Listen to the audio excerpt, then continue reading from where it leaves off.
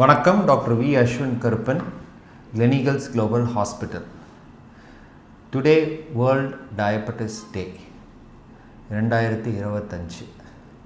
கிட்டத்தட்ட 35 வருடங்கள் ஆகிவிட்டது இந்த டயபெட்டிஸ் டே தொடங்கி. இந்த வருஷத்துக்கான தீம் வந்து டயபெட்டிஸ் அண்ட் வெல்பீயிங்.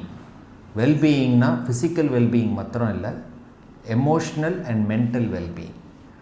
இன்றைக்கு டயபெட்டிஸ்க்கு ஏற்ப சூழ்நிலைகளை அமைத்துக் கொள்வது, அவங்களுக்கு தேவையான மென்டல் சப்போர்ட், இமோஷ்னல் சப்போர்ட் மற்றும் அதுக்கு ஏற்ற சூழ்நிலைகளை உற்பத்தி கொடுக்க வேண்டியது தான் இந்த வருஷத்துக்கான டயபெட்டிக் தீம். இந்த நேரத்தில் நாங்கள் பண்ண ஒரு ஸ்டடியை பற்றி சொல்கிறோம். அதில் 150 மக்கள் ஐடியில் வேலை செய்கிற மக்களை பற்றி நாங்கள் வந்து ஒரு டேட்டா எடுத்திருக்கோம். அதில் கிட்டத்தட்ட 65% மக்களுக்கு வந்து ஆல்ரெடி டயபெட்டிஸ்னால் என்ன, அதனால் என்ன பிரச்சனைகள் வரும், அவங்க வீட்டில் டயபெட்டிஸ் இருக்கா, எல்லாமே அவங்களுக்கு முழுமையாக தெரியுது. இப்படி இருக்கிற சூழ்நிலையில் எத்தனை பேர் கரெக்டான ஹெல்தி லைஃப் ஸ்டைல், டயபெட்டிஸ் வராமல் தடுக்கிறதுக்காக நீங்கள் ஹெல்தி லைஃப் ஸ்டைல் ஃபாலோ பண்ணுறாங்க அப்படின்னு பார்த்தா ஒரு 45% மக்கள் தான். அது கூட முழுமையாக கிடையாது, அங்கேயும் இங்கேயும் அரச கொஞ்சம் கொஞ்சமாக ஃபாலோ பண்ணிகிட்ருக்காங்க.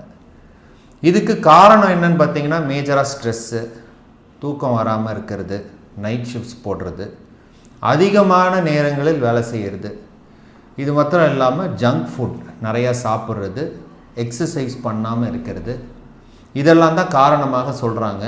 மெயினாக வந்து வேலையில் ஸ்ட்ரெஸ்ஸு, இதுதான் வந்து முக்கியமான காரணமாக இருக்கிறது. இந்த டயபெட்டிஸ் டேயில் நீங்கள் எல்லாம் எடுத்துக்கொள்ள வேண்டிய ஒரு சிறு விதமான சேஞ்சஸ், அதை பண்ணாலே நீங்கள் வந்து பார்த்திங்கன்னா சின்ன சேஞ்சஸ் பண்ணாலே உங்களுக்கு வந்து பெரிய லெவலில் மாற்றம் ஏற்படும். டயபெட்டிஸ் வராமல் தடுக்கிறதுக்கு வாய்ப்பு இருக்குது. இதில் குறிப்பாக ஃபஸ்ட்டு 6 மணி நேரம் தூக்கம் கட்டாயம் ஒரு மனிதருக்கு தேவை. அது 6 மணி நேரம் நீங்கள் ஸ்ப்ளிட் பண்ணி தூங்கினாலும் சரி, இல்லாட்டி டீப் ஸ்லீப்பில் 4 மணி நேரம் 5 மணி நேரம் தூங்கினாலும் சரி, ஆனால் மினிமம் 6 மணி நேரம் தூக்கம், உடலில் ரெஸ்ட் வேணும்.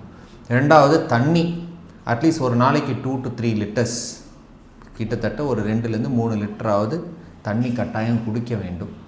ஸ்ட்ரெஸ்ஸுன்றது நல்ல விஷயந்தான், அது மூலயமா தான் நிறைய பேர் வெளியில் மேலே வளர்ந்துருக்காங்க. பட் ஆனால் அதை எப்படி மேனேஜ் பண்ணணுன்றது தெரியணும். அதனால் ஸ்ட்ரெஸ் மேனேஜ்மெண்ட், ரேதர் தென் ஸ்ட்ரெஸ்ஸை தவிர்க்க முடியாது. வாழ்க்கையில் எல்லாருக்கும் ஸ்ட்ரெஸ் இருக்குது, அதனால் ஸ்ட்ரெஸ்ஸை தவிர்க்க முடியாது, ஆனால் ஸ்ட்ரெஸ் மேனேஜ்மெண்ட் பண்ணலாம். Exercise is a biggest stress buster.